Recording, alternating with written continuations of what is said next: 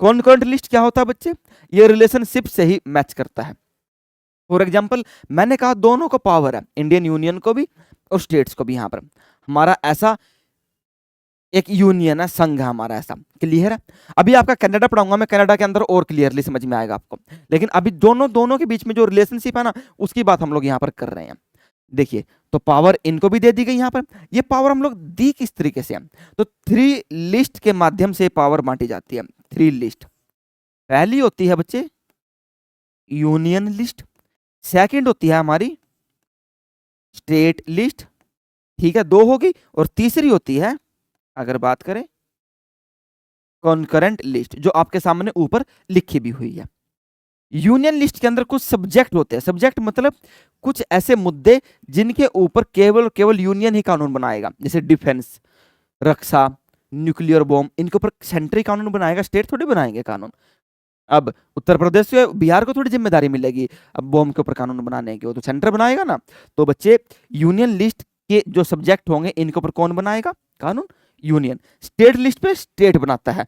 Concurrent list वो होती है जिनके ऊपर दोनों कानून बनाते हैं, सेंटर भी और स्टेट भी। फॉर एग्जांपल आप एजुकेशन देखना, स्कूल, स्कूल आपको सेंट्रल गवर्नमेंट के भी मिलते हैं और स्टेट गवर्नमेंट के भी मिलते हैं, तो हो गया कॉन्करेंट का, दोनों बना रहे हैं। आप देखना हॉस्पिटल्स, हॉस्पिटल आपको किसके मिलेंगे, सेंटर के भी मिलेंगे और स्टेट के भी मिलते हैं, है ना। तो एम्स देखना सेंट्रल गवर्नमेंट के, आप दिल्ली के अंदर देखो वहां स्टेट गवर्नमेंट के भी है ना, अलग अलग राज्यों में ऐसे ही होते हैं। तो कॉन्करेंट लिस्ट में क्या होता है, both centre and state can make the law, clear है बच्चे। तो ये भी तो इसका ही पार्ट हुआ है, रिलेशनशिप, दोनों का क्या संबंध रहेगा, कौन किस तरीके से लॉ बनाएंगे, कानून बनाएंगे, किस पे कौन ज्यादा काम करेगा, ये सब रिलेशनशिप आ जाता है बच्चे। और 3 लिस्ट के माध्यम से, 3 लिस्ट के थ्रू हम लोग ये रिलेशनशिप तय करते हैं। जॉइंट सेशन क्या होता है अगर इसकी बात करें, थर्ड पॉइंट की, क्लियर है। चलते हैं हम लोग जॉइंट सेशन की तरफ।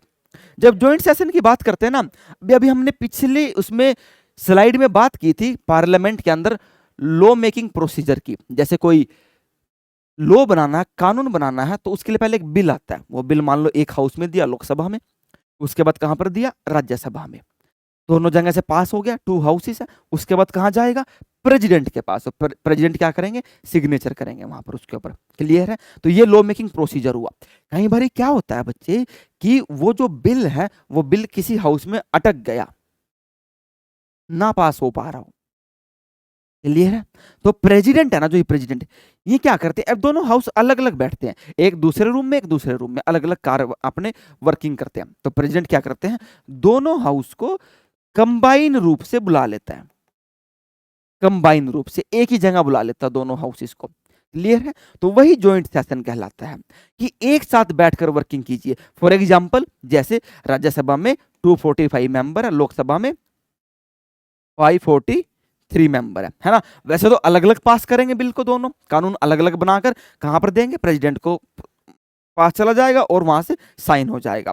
बट दोनों को एक ही साथ बैठा लिया तो जॉइंट सेशन कहलाता है, क्लियर है। तो ये रहा जॉइंट सेशन आपका, ये होता है जॉइंट सेशन। इसके बारे में हम लोग आगे भी पढ़ने वाले हैं, लेकिन ये प्रोविजन लिया कहां से है, तो ऑस्ट्रेलिया से लिया। अगर आपसे पूछे कॉन्करेंट लिस्ट का प्रोविजन ऑस्ट्रेलिया, जॉइंट सेशन का Australia, relation between centre and state Australia. और कुछ रूल्स ऑफ ट्रेड हमने लिए हैं बच्चे, ये भी कहां से, ऑस्ट्रेलिया से लिए हैं, क्लियर है सभी को। तो बिल्कुल क्लियर है, क्यों नहीं होगा, इतना आसान करके जो यहां पर हमने पढ़ लिया। तो 3 कंट्री से हमने पढ़ा, पहला ब्रिटेन पढ़ा, दूसरा यूएस से, अमेरिका, और तीसरा कौन सा, ऑस्ट्रेलिया। इन 3 के बारे में हमने बात की है बच्चे, ठीक है। और मैंने डीपली आपको समझा भी दिया। अब तो आपको चीजें कुछ समझ में भी आने लग गई होंगी। अब ये जो ये पार्लियामेंट हम लोग बार बार लिख रहे हैं ना, पार्लियामेंट है ना, पार्लियामेंट का पूरा स्ट्रक्चर पढ़ाऊंगा मैं आपको।